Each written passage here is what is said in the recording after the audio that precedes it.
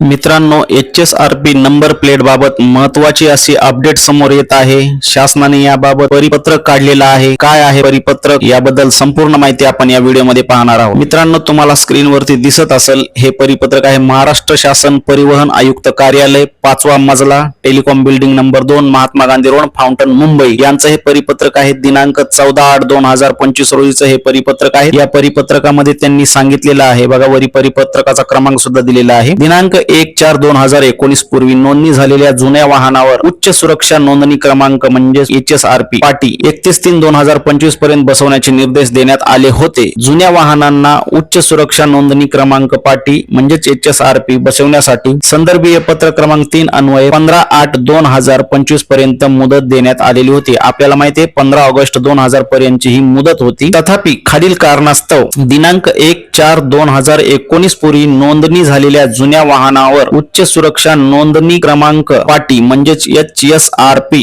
बसवण्यासाठी मुदतवाढ देण्यात येत आहे। म्हणजे आपल्याला आता मुदतवाढ देण्यात आलेली आहे। काय काय आहे मुदतवाढ आपण पुढे पाहूया। GR मध्ये काय काय आहे आपण पुढे पाहूया। अनेक जुन्या वाहनावर HSRP बसवणे बाकी आहे। शहरी भागामध्ये काही वाहन मालकांना पुढील महिन्यात HSRP बसवण्यासाठी अपॉइंटमेंट मिळालेली आहे। राज्यातील ग्रामीण भागात फिटमेंट केंद्र उघडण्यासाठी उशीर झाला आहे। म्हणजे ज्या ठिकाणी आपण जाऊन पाटी बसवायची आहे ते केंद्र उघडण्यासाठी उशीर झालेला आहे, हे सुद्धा कारण सांगितलेलं आहे। त्याचबरोबर राज्यातील काही फिटमेंट केंद्र बंद पडली असल्याचे निदर्शनास सुद्धा आलेलं आहे। म्हणजे काही केंद्र बंद सुद्धा पडले, त्यामुळे असुविधा निर्माण होऊ शकते। त्याचबरोबर पुढचं एक कारण बघा, त्याचबरोबर लोकप्रतिनिधी व जनतेकडून HSRP बसविण्यासाठी मुदतवाढ देण्याची मागणी प्राप्त झालेली होती। म्हणजे त्यांना यांच्याकडून मुदतवाढ देण्यासंदर्भात मागणी प्राप्त झालेली होती। सबब दिनांक 1/4/2019 पूर्वी नोंदणी झालेल्या वाहनांना HSRP बसवण्यासाठी दिनांक 30/11/2025 म्हणजे 30 नोव्हेंबर 2025 पर्यंत अंतिम मुदतवाढ देण्यात येत आहे। त्यानंतर दिनांक 1/12/2025 पासून म्हणजे 1 डिसेंबर 2025 पासून उच्च सुरक्षा नोंदणी पाटी म्हणजे HSRP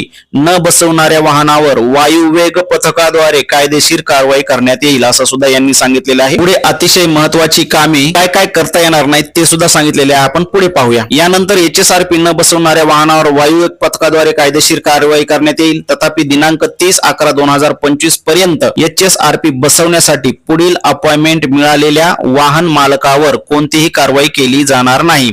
म्हणजे सध्या ज्यांनी तारखा घेतलेल्या आहेत त्यांच्यावर कोणतीही कारवाई होणार नाही असं यांनी परिपत्रकामध्ये स्पष्टपणे सांगितलेलं आहे। पुढे पहा, संदर्भीय परिपत्रक क्रमांक 3 नुसार HSRP न बसवणाऱ्या वाहन मालकांचे वाहन हस्तांतरण, कर्जबोजा, त्याचबरोबर कर्जबोजा उतरविणे इत्यादी कामावर आधीच निर्बंध लागू करण्यात आलेले आहे। म्हणजे हे कामे आता बंद करण्यात आलेले आहे। यापुढे HSRP न बसवलेल्या वाहन मालकांच्या बाबतीत वाहनांची पुनर्नोंदणी करणे, वाहनात बदल करणे, परवाना नूतनीकरण करणे इत्यादी सर्व कामे थांबवण्यात येतील। परंतु त्यामधले 2 कामे फक्त वगळण्यात आलेले आहेत। ते कोणते आहेत? योग्यता प्रमाणपत्र सुद्धा तुम्हाला नंतर मिळू शकते आणि नूतनीकरण हे सुद्धा मिळू शकते। परंतु वाहनात बदल करणे, परवाना नूतनीकरण करणे, त्याचबरोबर पुनर्नोंदणी करणे हे सगळे कोणती कामे तुमची केली जाणार नाही। तसेच वायुवेग पथकामार्फत वाहन तपासणीमध्ये जप्त केलेल्या वाहनांना HSRP लावल्याशिवाय सोडण्यात येणार नाही असं सुद्धा यांनी इथे सांगितलेले आहे। तरी सर्व प्रादेशिक परिवहन अधिकारी, उपप्रादेशिक परिवहन अधिकारी